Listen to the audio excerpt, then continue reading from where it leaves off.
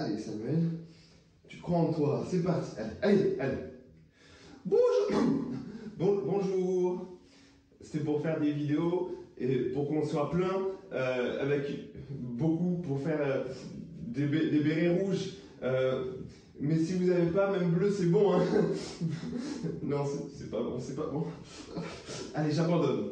Peut-être que comme moi, ça t'est déjà arrivé d'avoir un projet que tu souhaites démarrer, mais il y a toujours quelque chose qui t'empêche de le faire. Alors ne quitte pas, cette vidéo, elle est là pour toi. Je vais te présenter 4 raisons qui t'empêchent de pouvoir te lancer dans un projet. Bonjour les bérets rouges, j'espère que vous allez bien par la grâce de Dieu. Alors aujourd'hui on est sur la première vidéo de ma chaîne YouTube et au final c'est comme un grand projet qui pour moi est en train de se concrétiser. Je me suis rendu compte que alors que j'avais cette idée depuis un moment, j'avais un certain nombre de réflexions qui pouvaient être comme des pensées bloquantes ou paralysantes pour m'empêcher de le réaliser. Peut-être que toi aussi il t'arrive d'avoir des projets et de te sentir bloqué dans tes pensées avec un certain nombre de réflexions qui te découragent à pouvoir le faire. Aujourd'hui je vais te présenter 4 choses qui peuvent t'empêcher de te lancer dans un projet. C'est parti. La première chose qui peut t'empêcher de te lancer dans un projet, c'est la recherche de partenaires.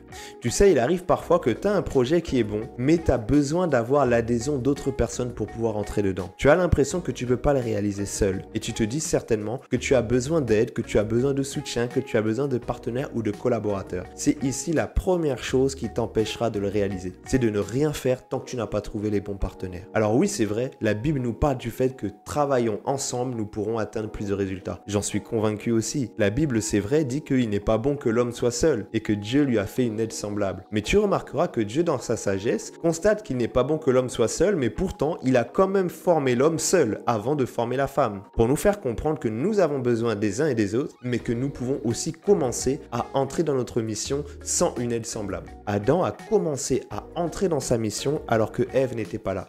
Et toi aussi, dans le projet que tu as, il est vrai peut-être que tu as besoin de collaborateurs, mais que cela ne t'empêche pas de commencer. Le piège, c'est lorsqu'on a l'impression qu'on doit forcément commencer avec une équipe complète. Mais ça, c'est pas quelque chose qui est tout à fait vrai. Tu sais, la Bible dit bien sûr que 2 valent mieux qu'1, mais 1 vaut mieux aussi que 0. Oui, à 2, on retire un bon salaire de notre travail. Mais la réalité, c'est qu'il vaut mieux bosser seul que ne pas bosser du tout. La chose que je t'encourage à faire, trouve les partenaires nécessaires pour la réussite de ton projet, mais ne fais pas de la recherche de partenaire l'élément déclencheur du top départ de ton projet. Commence déjà seul et puis c'est peut-être souvent en commençant que d'autres aussi pourront être intéressés par ce que tu fais et auront envie de rejoindre ton projet. La deuxième chose qui peut t'empêcher et être un frein lorsque tu veux te lancer dans un projet, c'est la recherche du financement. C'est le besoin de réunir suffisamment de sous pour pouvoir commencer ce que tu as à cœur de faire. C'est vrai, la réalité c'est que la Bible dit que l'argent répond à tout.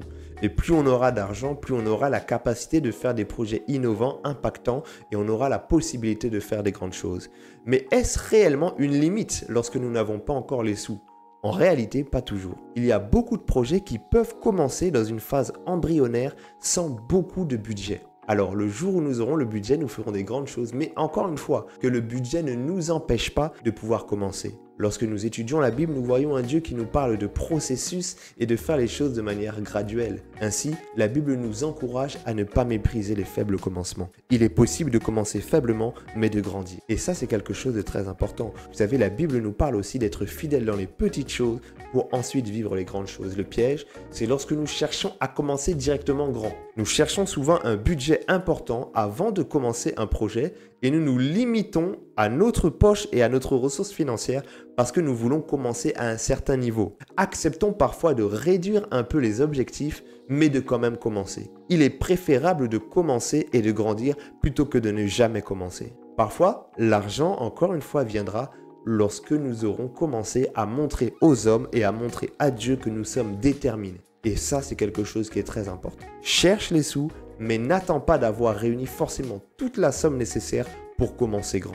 Commence là où tu peux commencer et étape après étape, tu pourras atteindre quelque chose de formidable.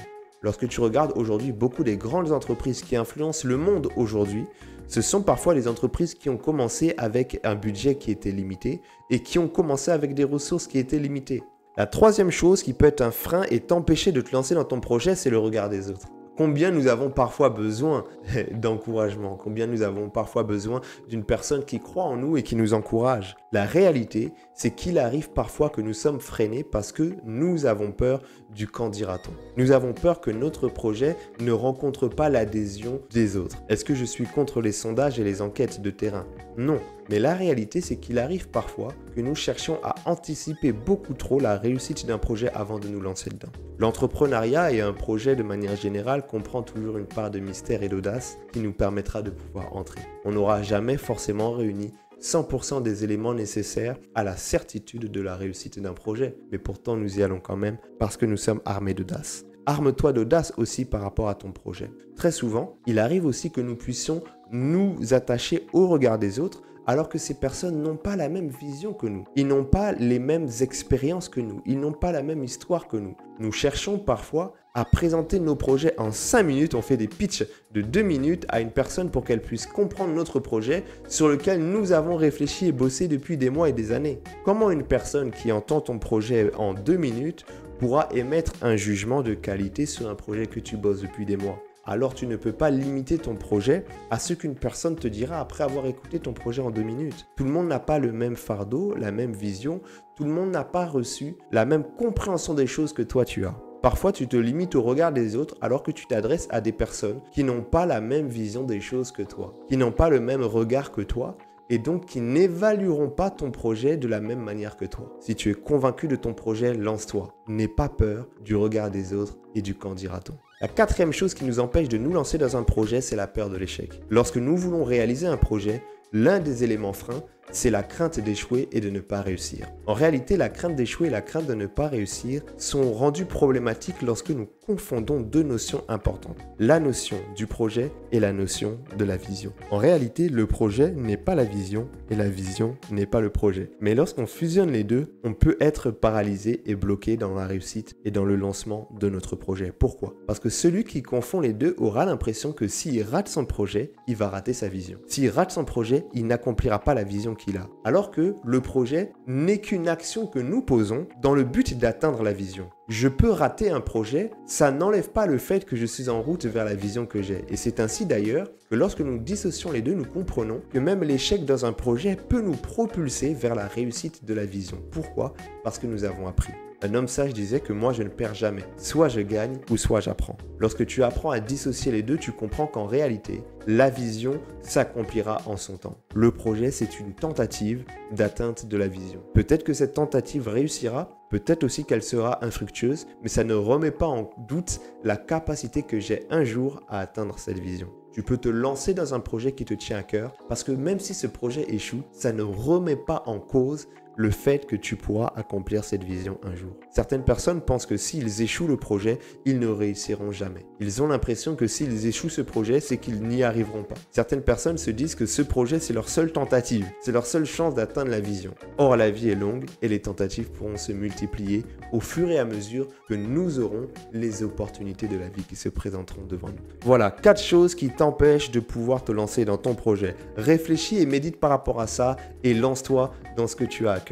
Alors voilà, j'espère que cette vidéo t'a plu. N'hésite pas à me partager en commentaire lequel des 4 points que nous avons abordés t'a le plus interpellé. Quel est l'obstacle qui te freine le plus lorsque tu cherches à te lancer dans un projet? Ça va certainement nous encourager. Moi, j'attends de lire ton commentaire. Et puis, si tu as aussi aimé cette vidéo, n'hésite pas à mettre un pouce pour marquer l'appréciation, à partager cette vidéo et surtout à t'abonner à la chaîne. À bientôt. Béret rouge, repos.